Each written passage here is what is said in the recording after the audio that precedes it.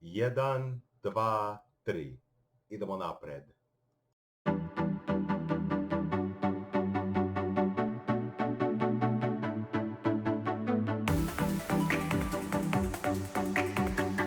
Artlist.io.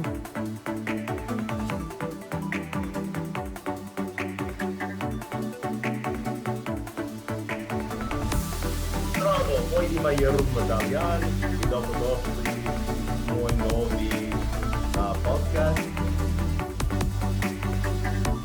Music licensing reimagined.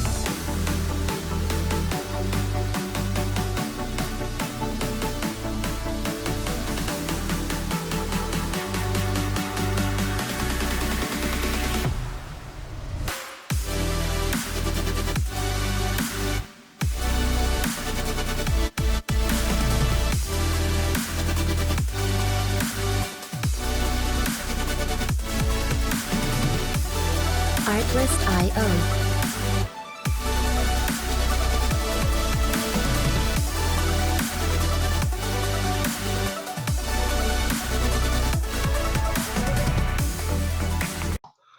Hello, everybody. Welcome to my YouTube channel and podcast show titled The Business of Languages and History. And this is my guest and roommate, Luke Angstadt. And he is also the author of a book, An Investigation of 20 Years into the Study of Mankind and topics related to that. So without further ado, we're going to talk about the Brezhnev era and the strange and unusual deaths of Soviet officials and leaders during the early. Ruben, did we want to pick up where we left off before, where you started to talk about the dictatorships that came after Stalin?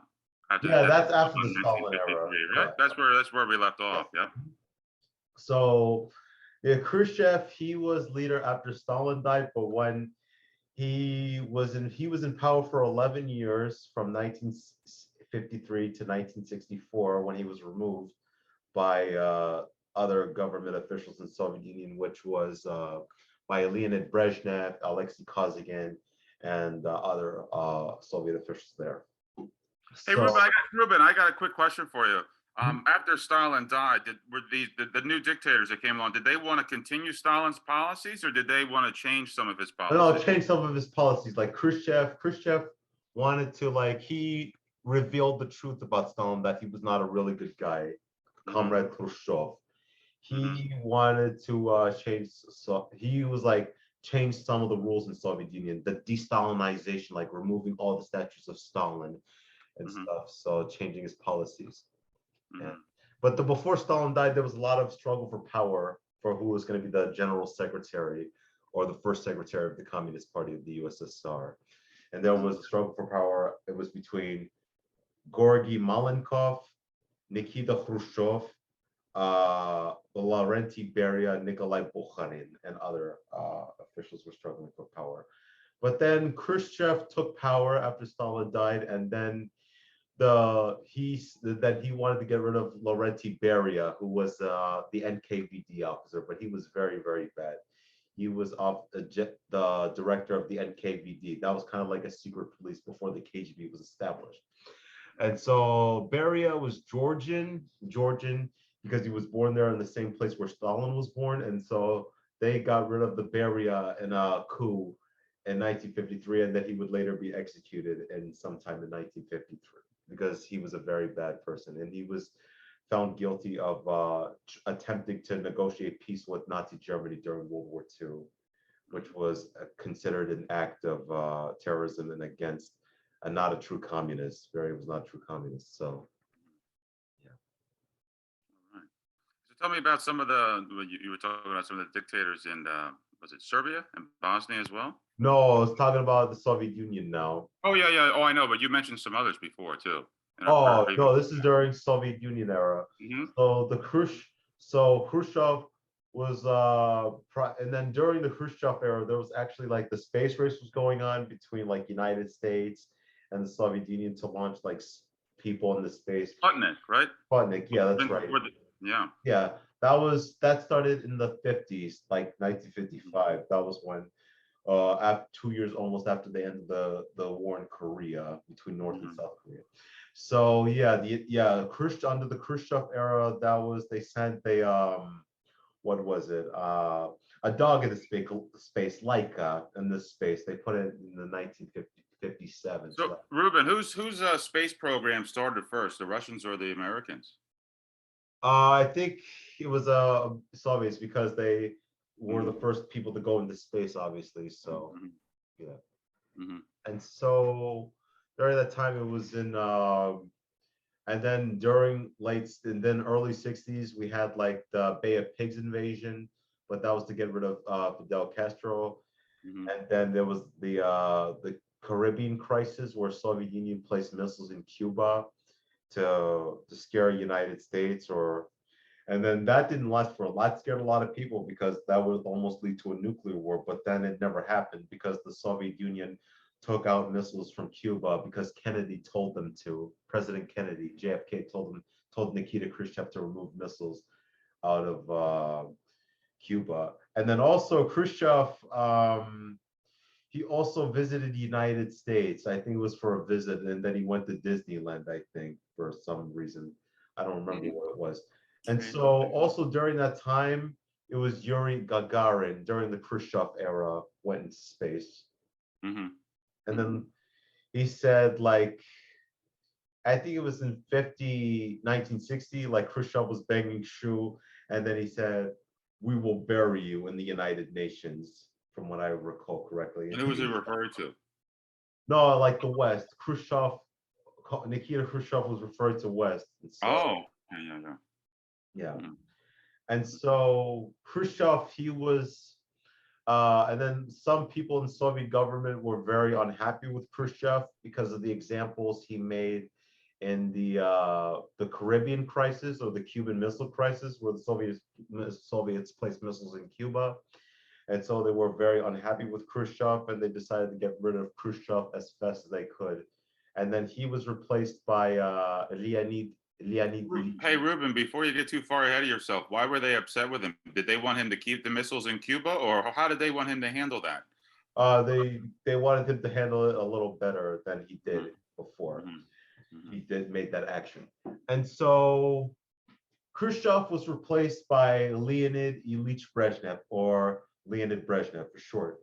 And so Brezhnev time, I think a lot of people say that Brezhnev was a great leader because, like, Brezhnev made the country very good, because there was a time in early 70s, I believe that was 1973 or the early 70s, sometime around then.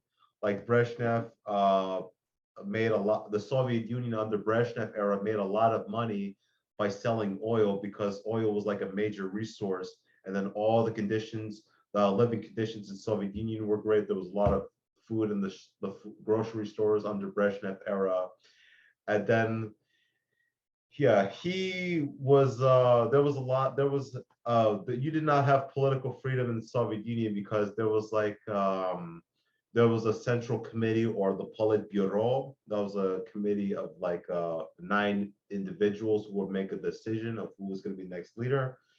And so the central committee would make that decision who was going to be the next leader of USSR. And so Brezhnev time, he was, and then there was one time during Brezhnev era in 1968 where Czechoslovakia attempted to leave the Eastern Bloc because they wanted to be with the West.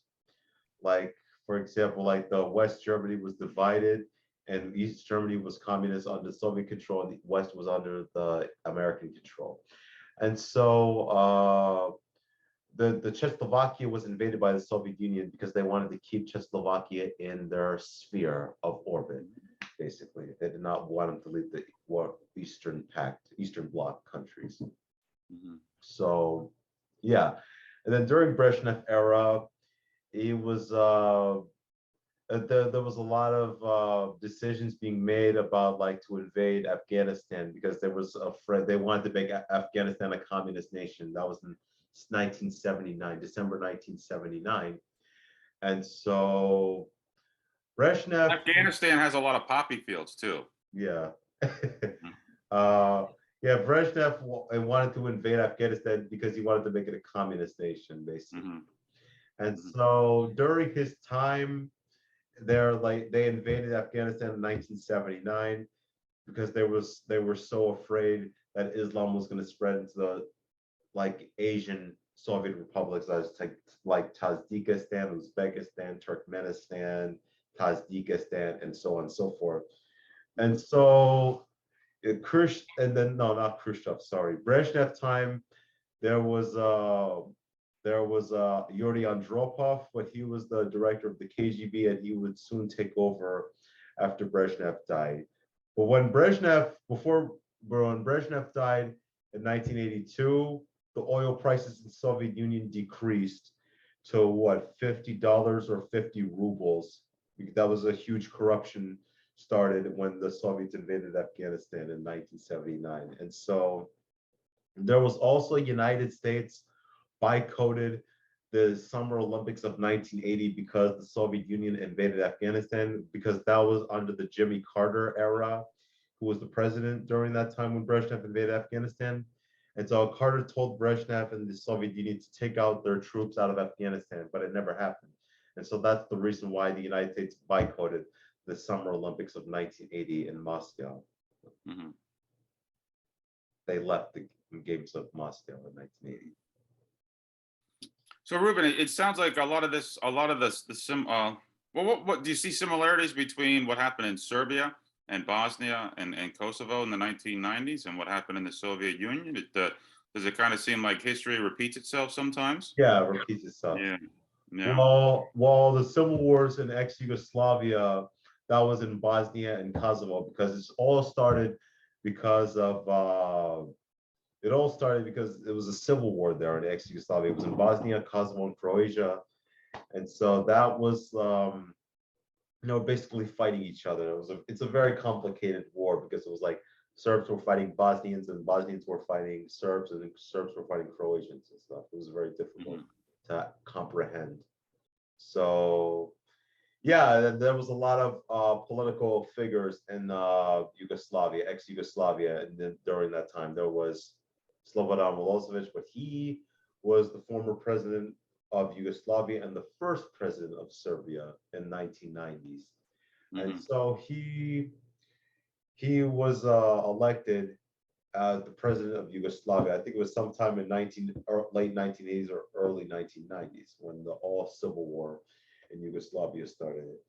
So Milosevic was responsible for genocide in the Kosovo and Bosnia, and then he would later be placed at the trials in The Hague, but his trial was not finished because he died in 2006. And so, yeah, and then in Bosnia there was a lot of massacres against like Bosnian Muslims and Bosnian Muslims. Serbs were massacring them. Serbian people were massacring Bosnian Muslims because the reasons why Serbs were killing Bosnians was because they were Muslim. So that's one of the reasons why. So Serbians were Orthodox Christians like Russian people, Greeks, and Bulgarians, and other Orthodox nations. And so, and then in 1992, that was when the war began in Bosnia. So that was the same year when the communist Yugoslavia came down, like on all the other nations throughout Eastern Europe collapsed, like East Germany, Czechoslovakia, Hungary. Communism came down in Hungary and Bulgaria and Albania, Romania, and the other communist nations there, Poland too. And so, and then also there was a lot of other officials and criminals and war criminals in Yugoslavia. There was Ratko Mladic, but he was the Bosnian Serb general who was responsible for the massacres in Srebrenica. That was basically like a killing, Bosnian killing of 8,300 Bosnian men and children, basically. That was a huge massacre in the Srebrenica. Srebrenica was, I think it was a town in Bosnia. So that was a huge, horrible massacre there, genocide in Srebrenica.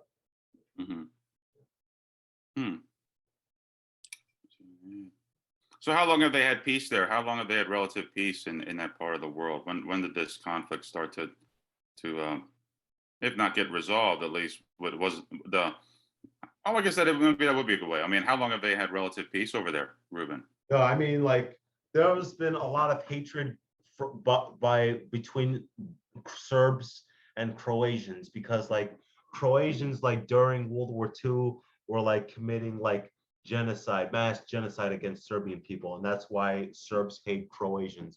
Or there was some at least some tensions between those two people and nations. Mm-hmm. So yeah. Now, was it in was it Yugoslavia or Serbia? I think was it in the late '80s when one of the presidents and his wife was executed on live television? Where was that? Oh, you're talking about Nicolae Ceausescu, but he was Romanian. Well, yeah, that was Romanian. Okay. Yeah, that was Romania. Yeah. That's right. Yeah. During the Cold War. Mm-hmm. Yeah, so that wasn't Serbia, that was Romania. Anyway, so and then Bosnia, that part of the world, Balkan Peninsula, was under the what was it?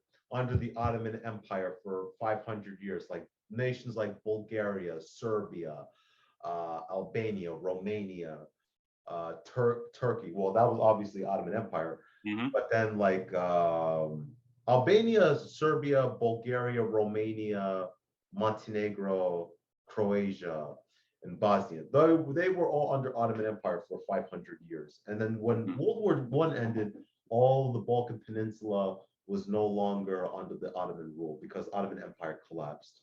So. Okay. What else was in there? So what do you think, Ruben? What ultimately what were some of the final what were the final nails in the coffin for the Soviet Union? Because I remember I was in grade school back in the late 1980s, from 89 to 91. I know we had the fall of the Berlin Wall. Was that in 1989? And then the Soviet Union disbanded in 1991. What were some of the final moments what finally brought it to its end? Well, Gorbachev's reforms, particularly Perestroika and Glasnost, there's reforms there, and that's was basically like to reveal the truth of the lies that people have been fed up with for years before Gorbachev came power. And so I think Gorbachev was the best leader out of all of them, like Lenin, Stalin, Khrushchev, and Brezhnev, Andropov, Chernenko. Yeah, Gorbachev was the best one out of them because he wanted to destroy and make Soviet Union a Western country. So. And what was it? Was it the Bolshevik Revolution that kind of got the whole communist movement going in Russia? When did it originate? By Lenin and his Bolshevik organization, they started the whole. Russian. And which regime? What was the name of the regime that they overthrew? I'm drawing a blank on that. What was it called? Russian Empire. Russian Empire. Okay. Yeah, that's right. And then it became Soviet Union after that. Okay. So, Ruben, what got you into studying Eastern European history and other history? What got you interested in that? Oh, just basically particularly the same similarities with Russia, basically. So that's why Serbia is similar with Russia. That's how I became so interested and fascinated with it. So. And it sounds to me as if it sounds to me as if the root of all this problem is a horrible ideology. It's an evil ideology. This idea of collectivism and communism, and how if the state is in charge of everything and the state decides how much people not even earn, but how money is dispersed, how goods and services and food is dispersed, that the state is the savior of society and civilization. And we see that's by the track record of the 20th century alone, we see that is not the case, is it, Ruben? Because if it was, I mean, we wouldn't have all these atrocities from the 20th century, would we? Yeah. Well, we're seeing it happening today, right? I mean, we're seeing it happening in the United States, but people can't see it. Yeah, it's happening right here where people can't see it. Yeah, in Ukraine too, is blood war. bloody war in Ukraine. Mm-hmm. Yeah. All right. And Well, so like, what else would you like to talk about, Ruben? and so like there was a lot of all the government officials in Soviet Union, like they were like in their 60s or 70s, like kind of like people in the White House today. Like, Oh yeah, a lot of them were older. yeah. Mm-hmm. Like and it was also funny because like a bunch of Soviet officials in the late 70s and early 80s were dying. Like for example, Brezhnev died because he was very old, and then Andropov died, and then Chernenko died because they were very old, and it was crazy. And then there was like but when Andropov took power after Brezhnev died in 1982. And so, but my family or grandparents actually grew up under Brezhnev era because my grandparents remember Brezhnev era very well because they lived in Soviet Armenia, which was one of the 15 republics of Soviet Union. And but my grandparents, they were born during the Khrushchev era, so that was 55.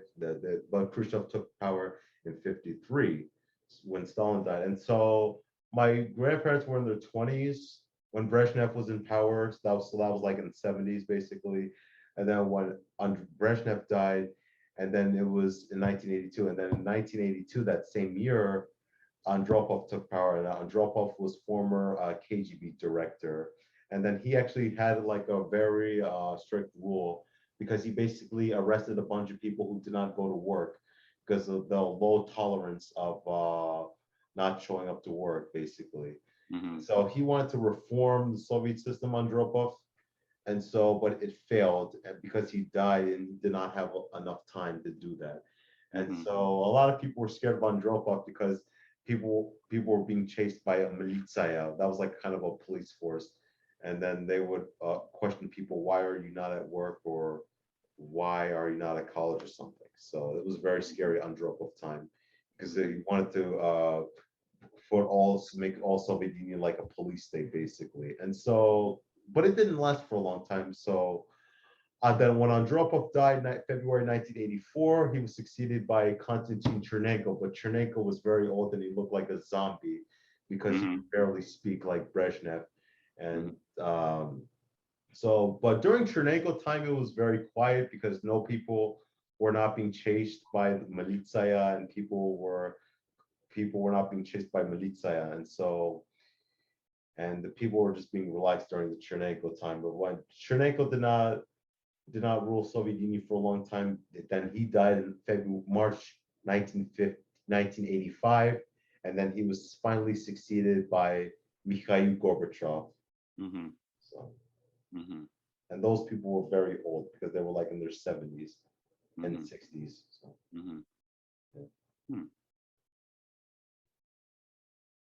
And what did Gorbachev first do with the? I mean, I guess he gets credit, right, for the end of the Soviet Union, but I'm not sure. But I mean, what were his initial policies, Ruben? What did he change, or what did he continue with the existing policies when he took power? He basically opened up the first McDonald's in Soviet Union. Actually, that was the 1990s. Like make Soviet Union like Western country. Like Okay. That's what. And was that the first time that any American restaurants, fast food restaurants, were allowed into Russia? That's right. I think that's if I recall correctly. Yes. I bet the people were excited for that. Yeah, Western food coming into ex-Soviet Union. Yeah. So in Cuba, how did the Americans find out that Russia was keeping missiles in Cuba? It all started when a U-2 spy plane was flying over Cuba and they spotted missiles, and then they informed JFK about it. So, and that's how the whole situation started. And that was what, 1991, right? No, that was. Oh no, excuse me. I didn't mean 91. I mean 1961, because I know that was the height of the Cold War. I mean, that was the height of the Cold War. Well, one of the people, the world's fear of nuclear war had reached a fever pitch in the early 1960s, and there was a movie called Dr. Strangelove. Are you ever heard of that movie? No, I haven't. Dr. Strangelove. It came out, I think, in like 1964. but it was kind of a satire on people's fears of whether or not, we're going to drop, and the United States is going to drop the bomb, or the Soviet Union is going to drop the bomb.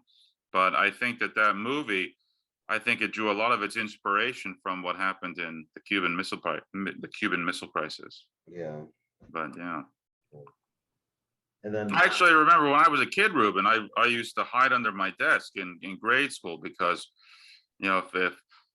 if someone dropped the bomb, the nuclear bomb, if we were hiding under our desk, it would keep us safe. that desk would not do anything for you. Ruben, look, I don't think it would do anything either. Kind of silly, huh? Hiding. Yeah. We used to do it. We'd have like the same way you'd have like a fire drill. We'd have the bomb drill where we cover our heads and get under the desk. And I don't know what that was supposed to do. Nothing. But that explosion is so powerful. Mm-hmm. So Mm-hmm. Mm-hmm. Yeah. So was Serbia part of the Soviet Union, Ruben? As I'm a little fuzzy on the geography there, because was Serbia part of the Soviet Union? It was part of Yugoslavia. That was one of the 6 republics of Yugoslavia, like Bosnia, Slovenia, Croatia, Montenegro, Kosovo, Macedonia. They were all part of former Yugoslavia. Serbia was one of those as well. Mm-hmm. And was parts of Yugoslavia ever part of the Soviet Union, or is that just something, were they ever a part of the Soviet Union? Well, they had a relationship at one time, but like after World War II, but then relations like deteriorated between Soviet Union and Yugoslavia, because that was during that time it was Stalin. Stalin was dictator of Soviet Union, and then Tito was the leader of Yugoslavia, and so their relations deteriorated because like Yugoslavia was an independent communist nation, while Soviet Union was like just a communist nation, not an independent communist nation. And so their relationships deteriorated. But in the one time, I think Stalin attempted to invade Yugoslavia at one point, but it never happened. So. Mm-hmm. Mm-hmm. Okay.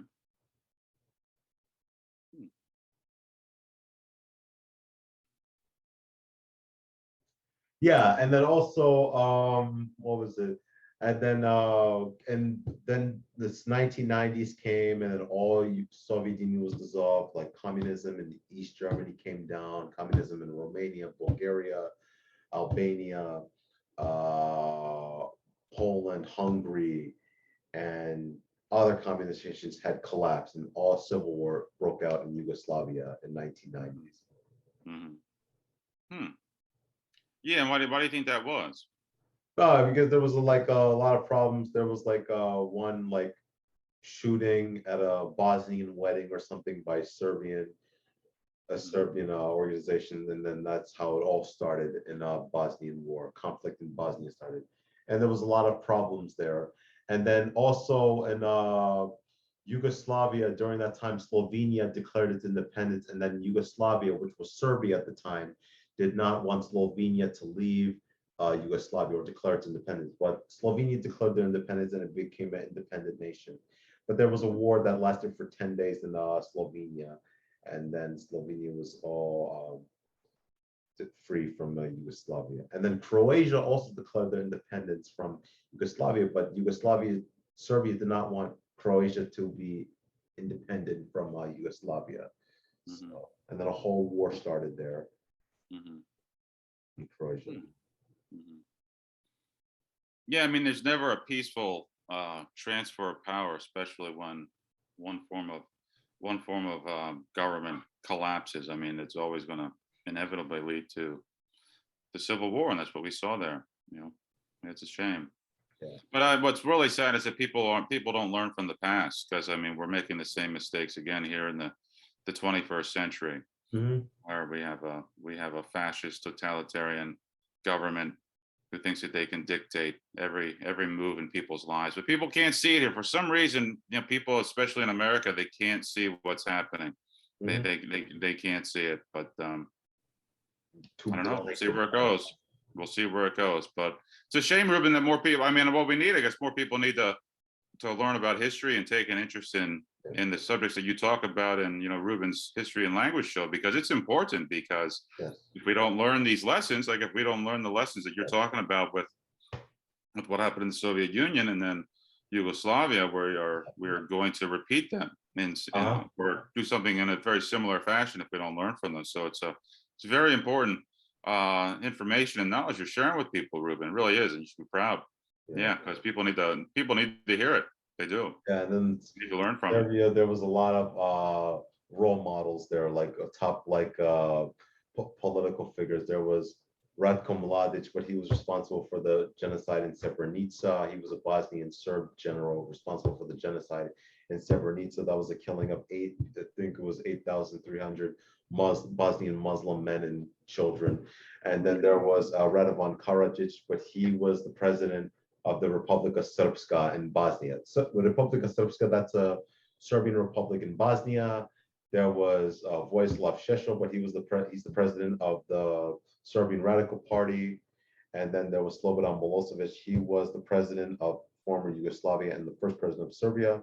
And then there was Arkan, who was a Serbian gangster, and he was very, very bad. Mm-hmm.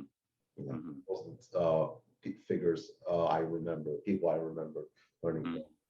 Mm-hmm. All right, Ruben. Well, that may be a good place to pick up for the next episode then. What do you think? Oh, yeah. How do you feel? Yeah. We'll pick up the conversation from there next time. Mm-hmm. Oh, running out of time. The meeting will end in 10 minutes. Okay, cool. Yeah. Do you have anything else you wanted to continue with right now, or? A lot of this is new for me, Ruben. This subject, I'm not familiar with it, so it's all new for me. Yeah. So like, there was I already told you about Ratko Mladic, Radovan Karadzic, Slobodan Milosevic. I don't know. I'll talk about those people in our next episode. Mm-hmm. Yeah, it's up to you. It's up to you, Ruben. Yeah, yeah. Wherever you want to talk about. Mm-hmm. Okay. So I think the history and languages are important for people who want to watch our show and so on and so forth. I agree. Yeah, because if we don't learn from history, we're just going to keep making the same mistakes. That's what people do. Oh yeah. And that's what we do if you don't learn from history. In the same way, like Pearl Harbor, 9/11, and other tragic events throughout history. So. Because history, Ruben, it's kind of like it's like the collective memory of the human race. So it's almost like if people don't learn from their history, it's almost like having amnesia. You know, if you wake up and you have amnesia and you don't know how you get out of bed, but you don't know where you're at and you have no frame of reference. That's kind of like how it works with if you ignore your history. If you don't make any effort to learn and be aware of your history, is that you're just kind of thrashing about in the dark almost. It almost is like that, and you were inevitably going to make the same mistakes because in human nature, humans will have the same fault. Humans will always have the same faults. Well, they still have the same faults in their character, and if people aren't aware of the faults in our character and the urges to control other people, and when people get power, that they get addicted to power, and that they get high. I mean, it becomes like a drug. Power becomes a drug for people, and if they don't learn from that, and really, Ruben, that's what you're talking about. That's what you were talking about in the Soviet Union, is that and also in Yugoslavia, is that if people don't learn from if they don't learn the lessons of history, and they don't learn that people that acquire power and achieve power, they just want more and more power. And if people aren't aware of that, Ruben, we make the same mistakes over and over again. That's right. Yeah. So. Yeah. All right, Ruben. Well, how about we pick up here? How about we pick up here on the next time? Okay. Cool. Good. How do you feel about that? Yeah, it feels good. All right. Okay, Ruben. We'll do this again sometime. I had fun. I enjoyed it. I learned a lot too today. Yeah. Okay. I learned a lot. Good. Okay. So. All right. I'm going to get going. I'll see you. Okay. See you. See you.